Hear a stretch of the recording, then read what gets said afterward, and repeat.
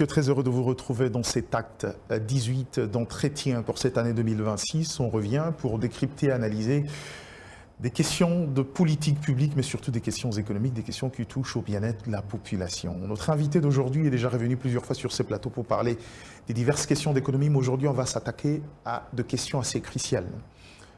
Il est prouvé, certains économistes estiment que parmi les deux valeurs différentielles de la RDC, il y a l'agriculture et l'énergie. Or, l'agriculture est un secteur transversal qui peut répondre à plusieurs exigences. Au-delà des exigences économiques, peut répondre à l'autosuffisance alimentaire et pourquoi pas répondre à une forme d'indépendance en termes de productivité pour un État qui a 80 millions de terres arables et 40 millions de terres irrigables. On fera le tour si le temps nous permet également pour essayer un peu de voir aujourd'hui les recettes fiscales de la RDC avec la marge de mobilisation jugée en hausse depuis un certain moment, mais les préalables qu'il faut pour pouvoir apporter une discipline budgétaire.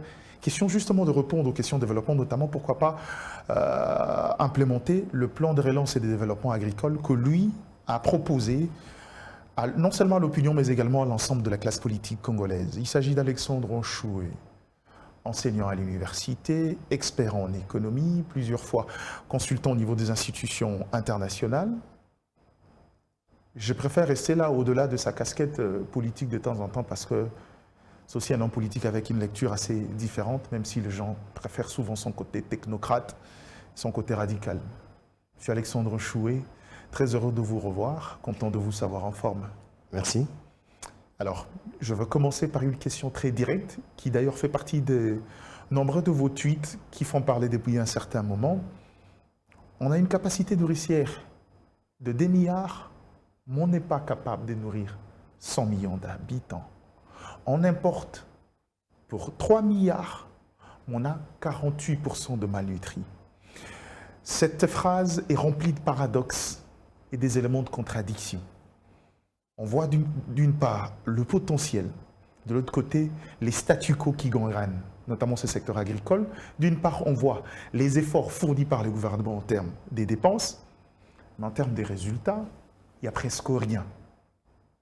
Comment justifier ces paradoxes et quelles en sont les causes profondes?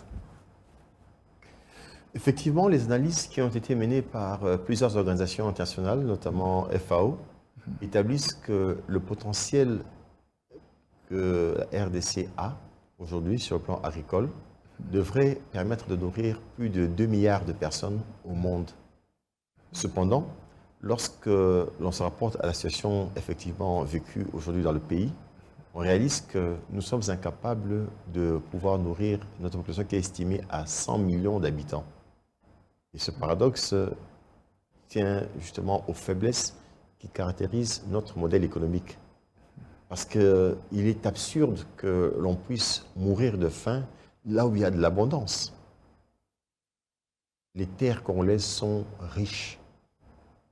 On a 80 millions d'hectares de terres arables.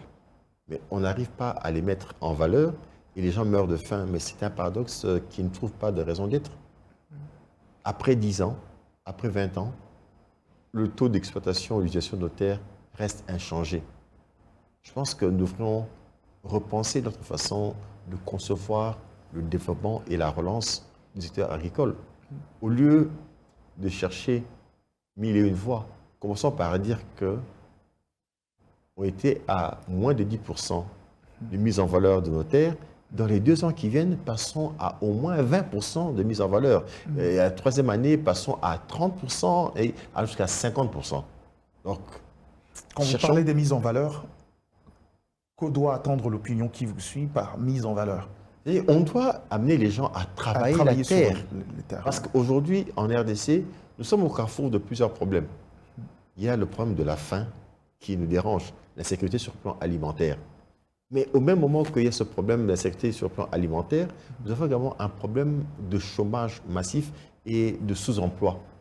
Or, l'agriculture est le secteur qui regorge près de 60% des actifs de la RDC. Ça veut dire que si nous relançons l'agriculture de manière bien pensée, intelligente, en mettant en valeur tout ce que nous avons comme atout, non seulement que l'on va augmenter notre offre alimentaire, on va réduire notre dépendance des importations, on va garantir la sécurité alimentaire dans le pays, mais on va aussi créer des emplois au même moment. Donc c'était un levier important sur lequel il faudrait agir pour pouvoir relancer l'économie et aussi améliorer de manière assez rapide le niveau de vie de la population. Comme vous l'avez dit en introduction, lorsque vous avez plus de 40% de la population qui souffre de malnutrition, c'est un malaise profond. Et ce malaise que l'on observe sur le plan de la consommation a plusieurs applications, même sur la santé. Beaucoup de gens sont vulnérables vis-à-vis de la maladie parce que nous ne mangeons pas assez. Selon les normes de la FAO, une personne devrait normalement consommer en moyenne 2300 kilocalories par jour. Mais aujourd'hui, selon les estimations, un Congolais en moyenne consomme 1833 kilocalories par jour. Donc on est en dessous de la norme. Ça veut dire qu'il y a une forte exposition à la maladie. Est-ce que l'on devrait continuer ainsi alors que nous vivons dans un contexte d'abondance? C'est ça le paradoxe congolais. Je me rappelle qu'à l'époque, on avait fait une visite avec certains partenaires sud-africains vers le Congo central. Et pendant qu'on se dirigeait en voiture, ils regardaient à gauche et à droite, ils admiraient nos terres. Et à un moment donné, l'un d'entre eux a dit ceci: est-ce qu'en RDC, il existe une loi qui vous interdit d'utiliser la terre? Exploiter le terre. On dit non. Mais pourquoi vous avez autant de terre et les gens meurent de faim chez vous? Alors que nous sommes confrontés à la désertification, mais nous faisons un effort pour pouvoir. Donc, cette question montre que le modèle que nous avons mis en place pour valoriser nos terres n'est pas le modèle approprié. Il serait important donc de voir comment relancer. Et cette relance, on doit la penser aussi par rapport à nous-mêmes. Parce qu'autrefois, on n'était pas dans une situation d'insécurité alimentaire comme c'est le cas aujourd'hui. Autrefois, on était comptés parmi les premiers producteurs de plusieurs produits au monde. Et pourquoi on a reculé? Et si on a reculé, pourquoi ne pas faire un effort pour revenir à la situation position de départ? Parce que nos terres n'ont pas changé depuis la période de l'indépendance. Nous avons toujours nos 2 millions et quelques kilomètres carrés. Mais pourquoi est-ce qu'on n'arrive pas à mettre en valeur? C'est ce paradoxe-là. Et cette situation, comme vous l'avez dit dans l'introduction, dérange parce que lorsqu'on est amené chaque année à importer de la nourriture pour 3 milliards dans un pays comme la RDC, ben, ça dépasse tout entendement. Parce que nous avons tout sauf rien. Parce que là, nous avons parlé de 80 millions, n'est-ce pas, d'hectares de terres arables, mais nous avons aussi un potentiel énorme de production de poissons halieutiques, 700 000 tonnes. Ça, c'est au niveau des cours d'eau. Imaginez si on faisait de la pisciculture dans le pays. On pourrait donc offrir à chaque Congolais l'occasion de manger du poisson frais régulièrement. On a aussi, de par vers nous, l'un des lacs les plus poissonnés, le lac Albert. Effectivement, nous avons aussi des pâturages qui permettraient de faire l'élevage à grande échelle avec 80 millions de têtes de bovins. C'est quand même énorme. Prenez 80 millions de têtes, on a une population estimée à 100 millions. Disons 80 millions sur 100 millions. Ça nous donne 0,8, n'est-ce pas? C'est comme si en moyenne, on peut donner à un Congolais de consommer 0,8 têtes. En quantité de viande, si vous avez des vaches bien entretenues, c'est une bonne quantité de viande qu'on donne aux gens. Vous avez soulevé une question très essentielle. Le modèle appliqué maintenant ne répond pas aux besoins, notamment du secteur agricole. Je rappelle que vous avez participé à différents documents. J'aime souvent parler du PNSD seulement, mais vous avez plusieurs fois participé à des documents stratégiques sur les questions d'ordre économique, notamment sur cette question-là. Mais quel est le modèle qui nous convient? Parce que, à l'époque Matata, on est parti sur le modèle des parcs agro-industriels, un peu comme la Chine. On a testé un premier modèle pilote qui a accouché d'une souris, malheureusement. Je sais que vous aurez le temps de nous dire quelles sont les causes. Bon, on y reviendra, on ne fera pas l'histoire, les causes profondes de l'échec de Bukangaloto, mais on a déjà tenté un modèle qui n'a pas apporté des résultats. Quel est le modèle qui convient pour finalement mettre en exergue, mettre en valeur ces terres, comme vous venez de le dire? Un des problèmes que nous avons en RDC, c'est celui de notre façon d'aborder les problèmes. Des fois, nous sommes superficiels dans notre façon d'aborder les problèmes. Des fois aussi, nous cherchons des prêts-à-porter pour régler des problèmes qui sont spécifiques. Okay. Et des fois aussi, on a tendance à vouloir généraliser certaines choses alors qu'elles ne sont pas ainsi. Et aussi, des fois, nous péchons parce qu'on ne met pas en valeur toutes les personnes à même de pouvoir contribuer à la réflexion et même à l'action. C'est ça aussi un problème majeur. Alors, nous avons eu en 2023 à réaliser pour le compte de la Banque africaine de développement, la BAD, une étude sur comment relancer l'agriculture de la RDC en passant par, cette fois-ci, l'agro-business. Et cette étude, nous l'avons menée de manière très minutieuse parce que nous avons refusé de rester à Kinshasa et d'écrire ce que l'on pense sans palper du doigt les vrais problèmes de la culture de la RDC. Donc l'étude nous a conduit à sillonner dans le pays. Donc la BAD a mis les moyens. Nous sommes allés dans plusieurs provinces. Le Haut-Katanga, le Lualaba, le Kasaï, Congo central, l'Équateur. On a fait le tour du pays. Malheureusement, on n'a pas pu atteindre la partie nord-est à cause de l'insécurité. Mais toutefois, il y a eu une équipe d'enquêteurs basée là-bas qu'on a mobilisée, que la BAD a payée pour collecter l'information.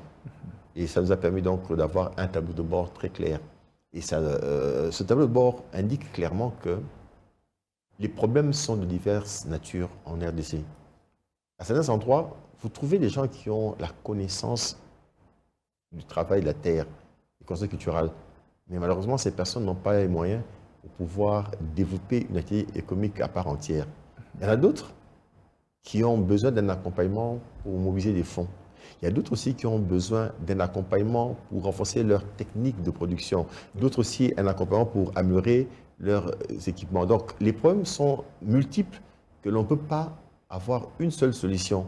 Il serait donc important de savoir quelle solution adapter à telle réalité pour que l'on puisse être efficace. On ne peut pas donner à quelqu'un qui souffre de la malaria des comprimés, aspirer de manière continue et espérer guérir la personne. Non.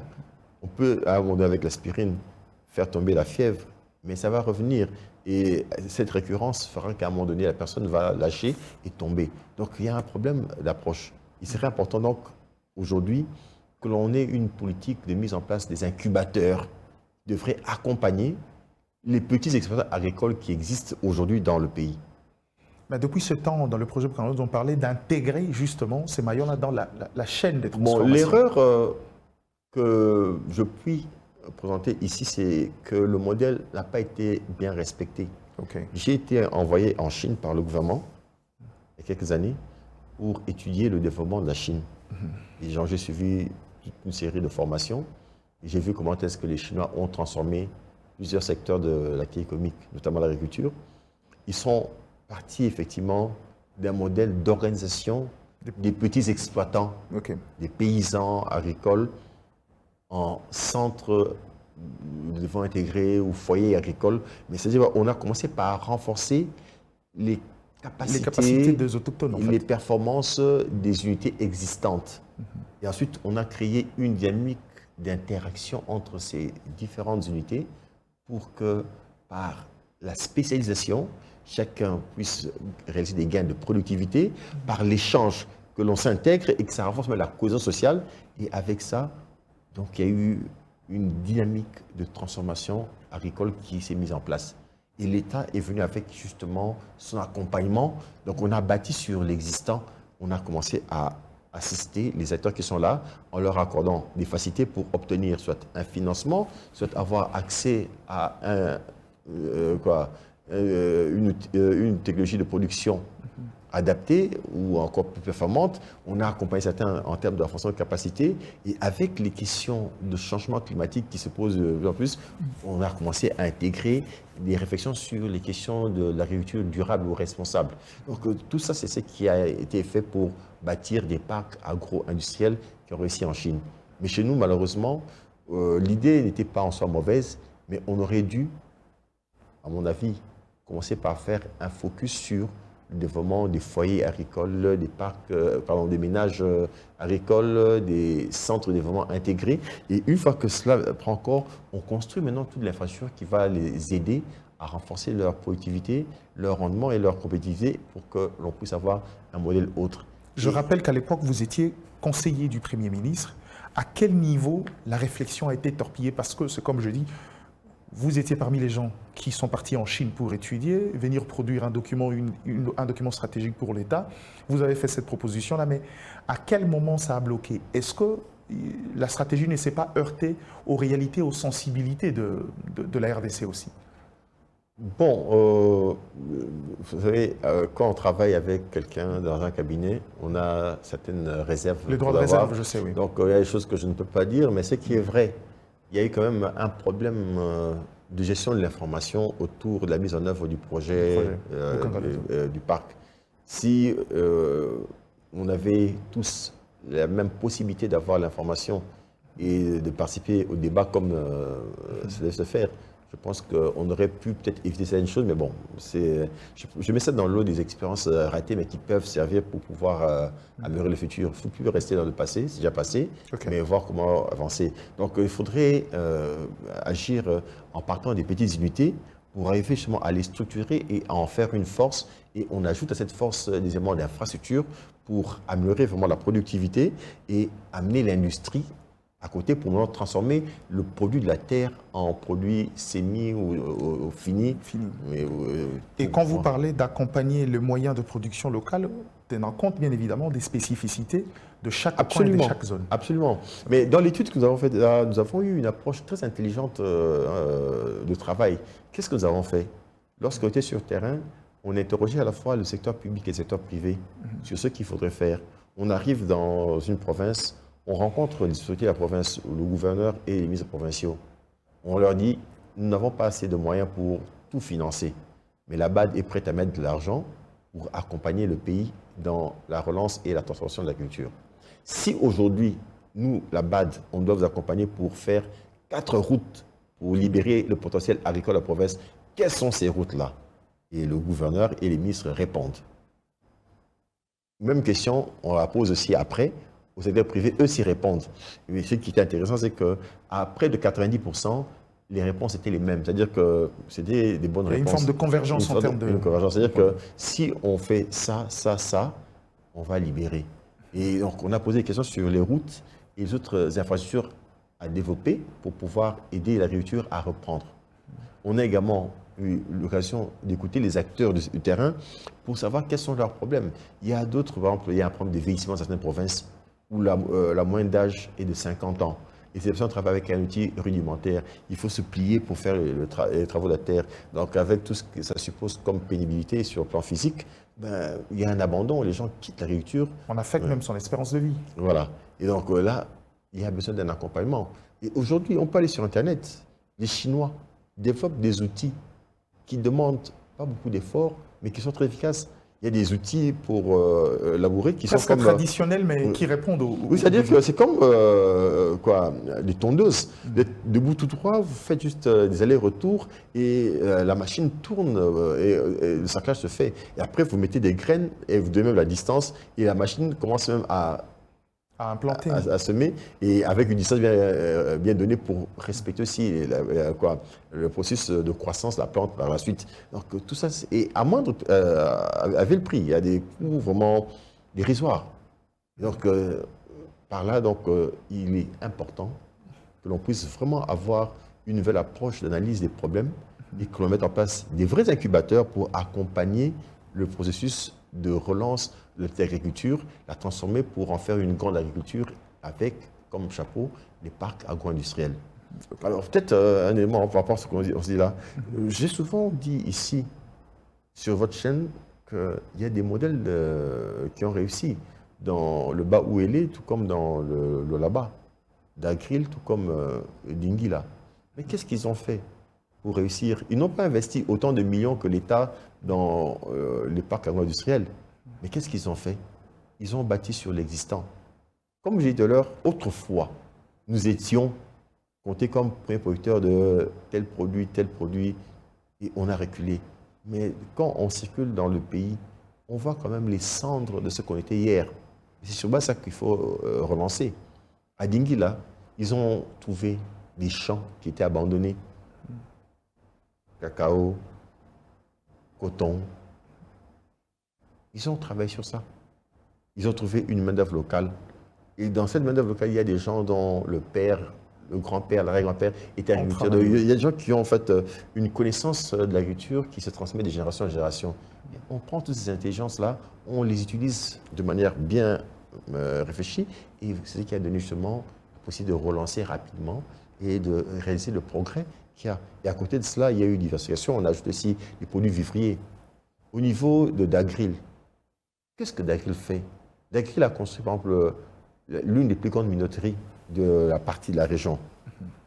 Et pour avoir du maïs, Dagril travaille avec les ménages agricoles. Il y a plus de 1000 ménages agricoles. Dagril les regroupe, ce sont des petits exploitants, les regroupe dans une sorte de plateforme et on regarde leurs problèmes spécifiques et on voit comment les accompagner. Ils ont besoin d'équipements. Dagril achète des tracteurs. Ils peuvent utiliser ça de manière rotative pour faire les travaux. Ils ont besoin de semences améliorées. Dagril amène ça. Ils ont besoin d'une formation. Il y a des techniciens, ingénieurs agricoles qui proviennent de la Zambie, Tanzanie, ces pays, qui viennent là, aux frais de Dagril. Mais qu'est-ce qui se passe? C'est que Dagril accompagne les petits exploitants pour améliorer leur productivité, leur rendement. Et une fois que la production est réalisée, Dagril reprend avec ce que Dagril a comme champ et ça lui donne une bonne quantité de maïs et c'est la minoterie qui transforme et on offre maintenant à la population du Lualaba des sacs de farine de maïs. Donc c'est un très haut modèle. J'ai été là où j'ai vu, j'étais reçu sur place, c'est magnifique. Et j'ai aimé à l'époque, le président Tshisekedi avait invité le président Obasanjo ici pour qu'il puisse nous parler un peu du succès que son pays a connu, le Nigeria, sur le plan économique. Et dans la session que nous avons eue avec le président Obasanjo, dans le cadre de Makutano, il a fait remarquer que notre succès sur le plan économique repose sur une stratégie qui consiste à utiliser nos champions nationaux. C'est-à-dire que ceux qui, dans notre pays, dans notre économie, arrivent à se démarquer, à faire des grandes choses, on les prend comme modèle et on se sert de leur expérience positive pour pouvoir aider les autres à décoller. Donc si aujourd'hui, on mettait à contribution l'expérience de Lingila, d'Agril, pour pouvoir développer par la suite d'autres parcs agro-industriels, je pense que ce serait faire œuvre utile parce qu'il y a au moins une expérience avérée. Si la gestion elle est sérieuse et orthodoxe, il va de soi qu'on peut espérer avoir de bons résultats. De bons résultats. Alors, au regard de la taille importante que vous venez d'évoquer sur notre espace, notre potentiel agricole, je crois que dans l'une de vos tweets, vous suggérez que le 3 milliards que nous dépensons pour l'importation se transforme en ressources d'investissement. Dans un contexte d'immédiateté, dans un contexte où l'État est obligé de pouvoir répondre aux désirata de Congolais, comment cela peut-il se faire quand, partant de votre modèle, on souffre d'un problème des champions? C'est vrai, vous avez cité Dingila et autres, des cas isolés, peu connus par la population congolaise, mais la question c'est que comment transformer ces 3 milliards qui déjà sert aujourd'hui, qui est dans une forme de politique de maintien de ce qui existe, où aujourd'hui il y a besoin de pouvoir mobiliser plus de ressources, d'une autre part, pour pouvoir progressivement renverser cette tendance ou cette forme de dépendance à l'exportation. Effectivement, je l'ai dit, c'est-à-dire qu'aujourd'hui, on importe des aliments pour 3 milliards de dollars l'an. Et je dis ceci, si on arrivait à transformer ces 3 milliards de dollars d'importation en 3 milliards injectés de manière intelligente et responsable dans l'agriculture pour produire localement, on changera fondamentalement notre modèle économique. Et c'est vrai. Mais la question, c'est comment aborder le problème. Oui. Alors, je vais prendre une image pour bien expliquer ce que j'ai en tête. Monsieur Mike Diana veut construire une maison, mais il n'est pas architecte, il n'est pas ingénieur. Il veut construire une maison. C'est-à-dire qu'il va recourir au service d'un architecte, des ingénieurs pour pouvoir construire la maison avec des maçons, tout ça. Mais puisque c'est la maison de M. Mike Diana, il lui appartient de dire à l'architecte, pour ma maison, je veux avoir 1, 2 salons, 2, 3 chambres, voilà, je veux avoir une cuisine de telle forme ou telle dimension. C'est-à-dire qu'il donne ses désirata et il les transforme en plan et ensuite on passe à la réalisation. N'est-ce pas? C'est ça le schéma. Au niveau de la gouvernance économique du pays, la démarche devrait être celle-là. C'est-à-dire que nous sommes une économie ouverte à accueillir les capitaux nationaux, étrangers, on est disponible. Mais il faudrait que ces capitaux qu'on engage dans l'économie puissent réellement bâtir une économie forte et non pas une économie de spéculation, une économie fragile qui, chaque fois qu'il y a un choc à l'international, on subit les contre-coups. Ça veut dire que ceux qui sont aujourd'hui dans l'importation alimentaire, on doit les amener à une politique de reconversion pour que ce qu'ils importent puissent être produits localement. Ils vont revoir certains textes qui organisent l'activité économique dans le pays. Ils vont aussi comment accorder cette facilité pour accompagner cette transformation. L'État peut même perdre en termes de dépenses fiscales. L'État dit ceci, tout celui qui hier importait de la nourriture, s'il produit localement la même nourriture ici avec tel équipement, tous les équipements qu'on importe seront exonérés à 100%, par exemple. L'État perd en termes de recettes fiscales aujourd'hui, mais quelle est la conséquence de ce changement? C'est ça la réflexion. C'est-à-dire que ce qui était importé sera maintenant produit localement, c'est-à-dire qu'on crée de l'emploi localement. Et ceux qui travaillent seront rémunérés, n'est-ce pas? Ils vont payer les impôts sur revenus. L'activité qui est réalisée va générer des revenus qui seront aussi taxés ou imposés. On gagnera à travers ça. Mais fondamentalement, la structure de l'économie change. Du point de vue macroéconomique, il y a aussi un avantage. C'est que lorsqu'on importe pour 3 milliards, c'est une forte pression sur la demande de devises. Ce qui fait que la Banque centrale, une fois, a des pressions qu'elle ne peut pas gérer avec ses interventions sur le marché parce que le problème est structurel. Mais si on arrive justement à modifier la structure de l'économie, comme je le dis là, la pression va baisser et donc les efforts à fournir pour garantir la stabilité macroéconomique et la stabilité de change particulièrement seront aussi... Surtout avec sa politique de dédollarisation, il pourra... Oui, c'est un élément qui va aussi contribuer à la dévaluation, mais ça demande justement que l'on puisse bien comprendre ce schéma et prendre les bonnes décisions et amener les acteurs à poser les actes qu'il faut dans la durée pour que le changement soit bel et bien effectif. J'espère que votre stratégie que vous appelez import, substitution agroalimentaire est un modèle que les gens vont comprendre dans ce contexte. Plusieurs pays asiatiques l'ont fait. C'est-à-dire qu'autrefois, ils importaient des aliments à l'étranger, ils importaient certains produits même manufacturés de l'Europe, de l'Amérique, mais ils se sont dit, mais pourquoi pas nous? Et ils ont mis en place toute une politique. Il y a 2 économistes, Elfman et Grossman, qui ont étudié le modèle de développement des pays asiatiques. Et ils sont arrivés à conclure que les pays de l'Asie ont eu à connaître l'essor qu'ils ont actuellement par une politique d'imitation efficace. Qu'est-ce qu'ils ont fait? Ils ont identifié chez eux les meilleurs, les plus grands talents, et on les envoie dans les grandes écoles. Allez étudier ça. Dans les écoles d'ingénieurs, de techniciens, ils envoient les gens. Après qu'ils aient bénéficié de la formation à l'étranger, on les ramène au pays. On leur donne les conditions et on leur demande de faire ce qu'ils ont vu là-bas pour ça ici. Qu'est-ce qu'il vous faut comme équipement, comme matière? On leur donne. Produisez, faites des télévisions comme ce que vous avez vu en Hollande, Philips. Ce que vous avez vu comme...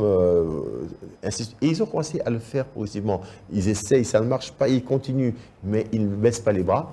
Et à un moment donné, ils sont arrivés à faire comme les autres. Après avoir atteint cette étape-là, ils se disent, dépassons-les. Ce qui fait qu'aujourd'hui, dans plusieurs domaines technologiques, les pays de l'Asie sont plus performants que les pays de l'Occident. C'est ce modèle-là. Et donc, pourquoi pas nous? Pourquoi pas nous? Alors, je veux revenir sur un autre tweet où vous évoquez, vous donnez avec précision un délai de 5 ans, si les suggestions ou les propositions que vous faites sont respectées, pour pouvoir atteindre justement cet objectif de pouvoir réduire cette dépendance à l'importation d'ordre de 50%. Les Congolais sont devenus très sceptiques sur certaines orientations dans ce sens-là. Quand on connaît la culture congolaise, vous avez tout à l'heure parlé également de besoin de mettre en exergue des champions. Je crois que dans cette société, on en peine un tout petit peu. Est-ce que la nature de l'homme congolais, que vous avez aussi souvent pointé du doigt, peut permettre à cette transition aussi rapidement que vous ne le pensez dans ce contexte actuel? J'ai suivi une fois une prédication du pasteur Dallo. Il dit ceci: on nous dit souvent que l'homme est bon, mais c'est le milieu qui le rend mauvais. Il a donné cet enseignement-là à Philadelphie, si je ne me trompe pas, en 2013. Il dit, il y avait une maman qui avait son bébé, et le bébé devait prendre sa bouillie à 13 heures. Quelques minutes avant que l'enfant ne prenne la bouillie, il y avait un paquet de biscuits. Et l'enfant voulait prendre les biscuits. Mais vu l'heure, la maman a déplacé, n'est-ce pas, le paquet de biscuits pour que l'enfant ne prenne pas. Et que fait l'enfant? Avec une de ses jambes, il tire vers lui. Le sachet de biscuits. Il regarde sa mère avec le coin de l'œil et il prend un petit bonbon ou un biscuit. Il commence à manger ça en cachette. Et le pasteur Dallo a dit, qui lui a appris ces choses-là? Un petit enfant qui ne parle même pas. C'est dans la nature de l'homme. Donc, c'est juste pour dire que le mal est lié à la nature de l'homme, mais l'effort à fournir, c'est dans le cadre dans lequel nous vivons, les institutions. Il faudrait que l'on amène justement les gens à avoir un bon comportement. Et pour ça, il faut que les institutions puissent agir. Il faudrait que l'on puisse avoir peur de voler l'argent de l'État. On doit avoir peur de faire n'importe quoi sur la place publique. Malheureusement, pendant des années, il y a eu une sorte d'inversion des valeurs chez nous en RDC, où aujourd'hui, quelqu'un peut voler, on lui fait remarquer que vous avez volé l'argent du trésor public, il se met à rigoler, alors que ça devrait être un sujet de honte, mais on ne voit pas ça. Sur la chaussée, il y a des gens qui font n'importe quoi ici, et tout ça normal. Vous allez trouver quelqu'un dans une belle voiture en train de jeter des sachets, de la nourriture sur la chaussée, et vous lui dites que ce n'est pas normal ce que vous faites là. La personne vous répond « Yone au Moussamboko ». Mais la même personne voyage, va en France, en Belgique, elle ne sait pas le faire là-bas. Pourquoi ce que vous pouvez faire en Europe, vous le faites ici chez nous? Il y a un problème. Et là-bas, si vous faites ça, la police est là derrière pour vous sanctionner, qui que vous soyez. C'est ce qu'il faut en RDC. Il faut qu'il y ait vraiment des institutions fortes et que l'on cesse d'avoir des hors-la-loi, même là où on doit avoir les justiciers. Ok. Vous parlez de la sanction, mais on va parler d'un autre aspect de choses. C'est bien de vouloir développer cette agriculture, ça nécessite de l'énergie, il faut des infrastructures, ce qui semble ne pas encore être le cas aujourd'hui. Est-ce que dans les 5 ans que vous définissez pour pouvoir implémenter cette politique-là, vous prenez en compte les contraintes de cet ordre-là, les mesures d'accompagnement pour avoir une production agricole assez conséquente pour pouvoir répondre justement à cette demande qui aujourd'hui, selon en croire les études, comme vous venez de le dire, nous donnerait la capacité de nourrir près de 2 milliards de personnes, ce qui veut dire que c'est beaucoup plus d'efforts encore. En fait, en RDC, un autre aspect des problèmes que nous avons au niveau du pilotage des commis, c'est la manière de définir et d'appliquer nos politiques, malheureusement. Okay. Et ce que je dis ici, comme orientation de politique agricole, ça doit être un élément de la politique économique générale du gouvernement. C'est-à-dire qu'il faudrait que les politiques conjoncturelles et les politiques structurelles se tiennent. Malheureusement, en RDC, lorsqu'on analyse les politiques qui ont été exécutées dans le temps, depuis les années 60 jusqu'à ce jour, on se rend compte qu'il y a beaucoup d'incohérences internes à chaque politique. Il y a aussi des incohérences interpolitiques conjoncturelles, interpolitiques structurelles et entre politiques conjoncturelles et structurelles. Ce qui fait qu'on rate. Il faudrait donc que l'on inscrive cette politique agricole dans un schéma global de politique économique qui tiendrait compte des exigences minimales pour pouvoir transformer cette agriculture. Sans énergie, comment est-ce qu'on peut développer? Il faut qu'il y ait une bonne politique énergétique. Et cette politique énergétique ne doit pas se limiter qu'à des slogans, on doit poser des actes. Et dans ce cadre, il y a même des réformes majeures à faire dans la gouvernance des entreprises de l'État qui interviennent dans le secteur de l'énergie.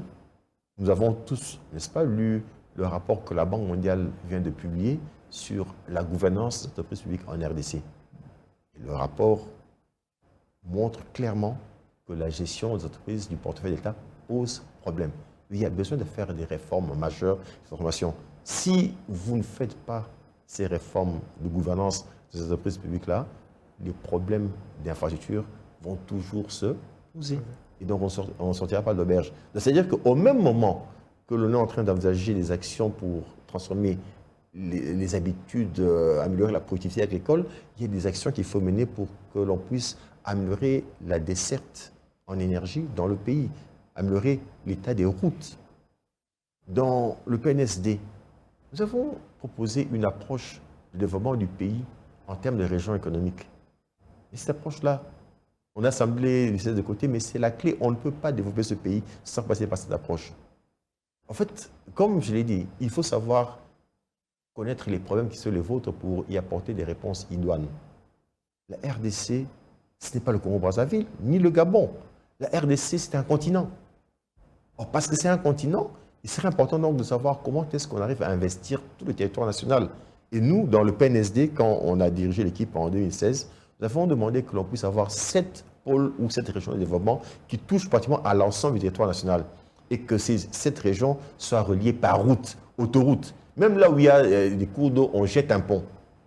Et tout le long, on place des poteaux lumineux avec rayons solaires.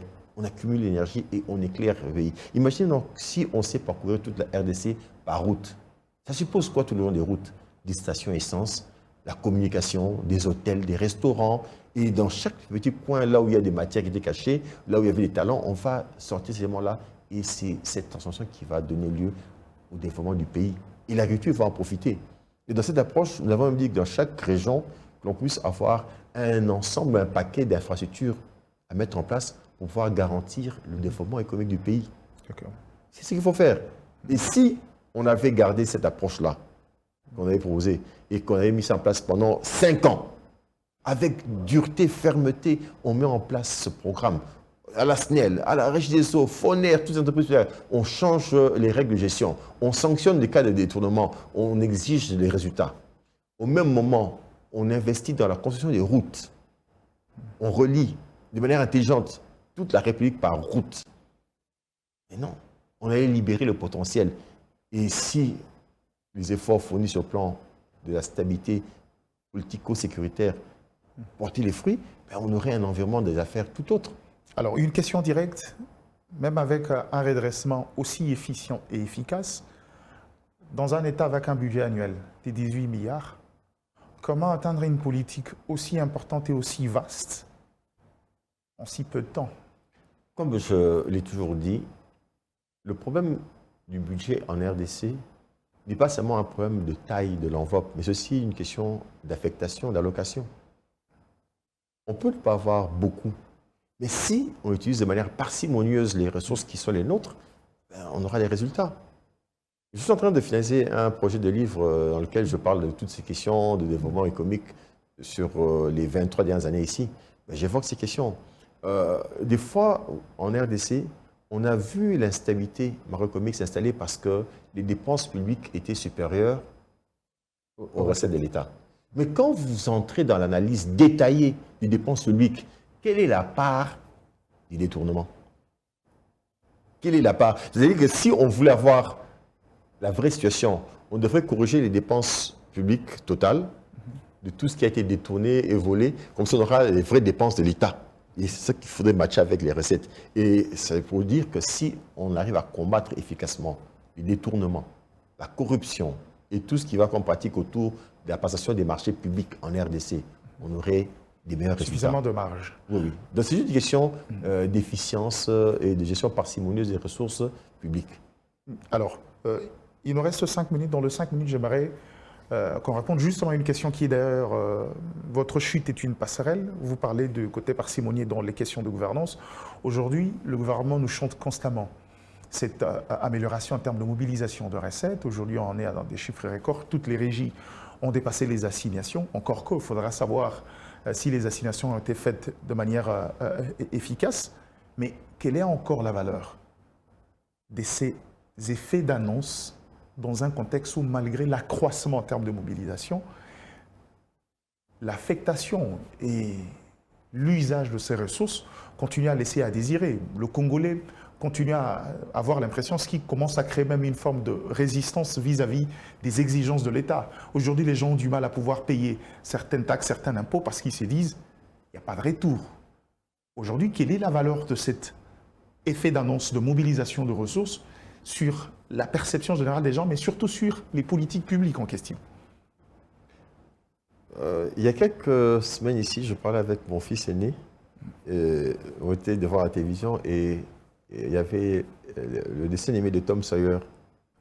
Et je lui dis, ça c'est un dessin animé intergénérationnel. Il y a plusieurs générations qui sont passées par ça. Et même ceux qui sont là au bas âge actuellement, vous voyez ça. Je ne sais pas de Tom Sawyer, mais vous connaissez Tom Sawyer, tous on connaît, n'est-ce pas? Chaque dimanche, quand Tom Sawyer allait à l'église, on le voyait très bien habillé. Ça va? Donc si on a l'image de Tom Sawyer le dimanche, on le voit toujours bien habillé, en bleu, il va à l'église. Par les efforts de Tante Polly. Voilà. Quand vous êtes au niveau d'une échéance fiscale, ça va de soi que les recettes de l'État vont augmenter. On vient d'une échéance fiscale au mois d'avril ici. Le mois d'avril, oui. C'est tout à fait évident que les recettes allaient augmenter parce que ceux qui ont réalisé des chiffres d'affaires l'année dernière paient les impôts l'année suivante. Donc, ça va de soi qu'au mois d'avril, il y aurait augmentation. Mais j'ai vu une note de conjoncture de la Banque centrale du 22 mai qui fait état d'un déficit important, où les recettes d'État étaient chiffrées à 1800 milliards, quelque chose comme ça. Mais 1856 milliards de dollars Et les dépenses étaient à combien? 3000 Oui, 3000 milliards. 3000 et quelques. Donc, c'est un important déficit. Il ne faut pas beaucoup chanter. Il faut plus travailler. Les problèmes sont profonds. Et même les questions de performance des régies financières, il faudrait les analyser avec plus de froideur.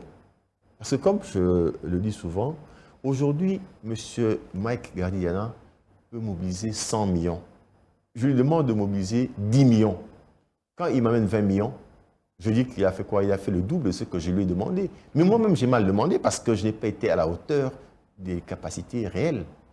Est-ce que les assignats budgétaires que l'on fait aux régies financières sont pertinentes? Elles reposent sur quoi? Et comme j'ai souvent dit, il y a eu beaucoup d'exemples dans le passé qui montrent les faiblesses des méthodes qu'on utilise pour pouvoir faire ces projections. Il faudrait corriger ça. Okay. Un ancien député qui est ministre aujourd'hui l'a fait remarquer à l'époque. C'est Jean-Lucien Moussa, quand il était député, j'ai beaucoup aimé sa réflexion. C'est quand Adolphe Mouzi était Premier ministre, il y avait un budget, j'étais au cabinet aussi de Mouzito, oui. Et mon côté d'Irkaba, oui. Il y avait un budget de l'État qui était présenté avec toutes les rubriques des recettes. Et Jean-Lucien Moussa a fait une belle réflexion. Il a pris une ligne. C'était la ligne des recettes liées à la vente de nos visas. Il prend le chiffre et dit que ce chiffre n'est pas bon. Et il fait une analyse sérieuse pour montrer que son discours était valable. Qu'est-ce qu'il a fait? Jean-Lucien Moussa va interroger les services de l'État. Il va à la RVA. Quel est le nombre moyen de vols internationaux que vous avez par an? Il prend les 3 dernières années. Il a les chiffres et il fait une moyenne. Ensuite, il prend au niveau de la DGM le nombre d'étrangers qui entrent au pays. Il a aussi une moyenne. Et nous connaissons le prix moyen, n'est-ce pas, du visa, c'est 100 $. Ouais. Quand il prend 100 $, tu peux avoir le nombre moyen des personnes qui entrent. Par le nombre de vols, le montant qu'il a sorti était de loin supérieur au montant qui apparaît dans le budget de l'État. C'est-à-dire quoi? C'est que ceux qui sont là, on leur donne une faible assignation, ils font ce qu'ils ont à faire là, c'est fini. Et vous pensez réellement que ce qu'on mobilise là, c'est ce que la RDC a comme ressources? Non, c'est faux. Il faut une rupture, une révolution dans ce pays. Je l'ai dit et je le dis encore ici aujourd'hui. Notre PIB que nous avons actuellement là, ce n'est pas le vrai PIB de la RDC. Le secteur minier qui est aujourd'hui au cœur de la croissance de notre économie n'est pas suivi avec toute la rigueur, ce qui fait que beaucoup de valeurs échappent. Quand on valorise la production minière, on le fait par rapport à certains minéraux, mais on laisse pour compte les minéraux accompagnateurs qui représentent aussi une valeur marchande très importante. Oui. Mais si on le fait, ça va augmenter donc la valeur chiffrée de notre PIB minier. Ça va aussi augmenter la valeur des exploitations minières. Et ça suppose aussi que les recettes que l'État tire de ces produits devraient augmenter. Pour ça, j'avais dit à l'époque qu'il fallait avoir un laboratoire pour pouvoir suivre ce que l'on déclare comme valeur de nos minéraux à l'exportation, mais on ne le fait pas. C'est la difficulté et le pays perd. Vous pensez réellement que ce qu'on a comme chiffre sur la contribution du secteur forestier dans notre PIB, c'est ça la vraie contribution? Dans nos chiffres officiels, le secteur forestier contribue à moins de 1% du PIB. Est-ce que vraiment c'est ça? Alors qu'on dit que la RDC est en train de connaître une déforestation. Il y a donc, massive d'ailleurs. Oui, donc il y a une certaine opacité là-bas. Dans mon livre en préparation, là, j'ai analysé toutes ces questions. J'ai même montré que certains pays voisins, le Gabon, le Congo, Brazzaville, Tchad, ont une production de pétrole de loin supérieure à l'autre. Angola, n'en parlons pas. Mais pourtant, nous avons le même potentiel. Il y a même un vaste communion entre nous et l'Angola. Mais nous sommes toujours au bas de l'échelle en termes de production de carburant, pétrole. Pourquoi? C'est un potentiel énorme. Et si on arrive à mieux exploiter ça, c'est quelle manne qu'on aura? Et si on arrive à développer une raffinerie localement ici, c'est au fait une amélioration de notre indépendance sur le plan énergétique que l'on va construire. Donc le potentiel est là. Mais tout dépend de comment est-ce que nous voyons les choses et le courage avec lequel nous affrontons les problèmes. Parce que, comme je l'ai dit, il nous faut une rupture et un courage. Sortir de ces débattus. On ne peut pas rester dans les mêmes méthodes que les méthodes d'hier et penser qu'on aura Des résultats différents ou meilleurs. Non, il faut qu'il y ait une rupture. Il faut prendre cette pluie amère. Et c'est à ce prix qu'on va décoller. La Chine, qui est comptée parmi les premiers aujourd'hui, en 78, avait le même statut que nous. Et si certains ne savent pas, quand le président Mobutu était au pouvoir, il a même donné, le Zaïre de l'époque a donné à la Chine de l'argent pour aider la Chine.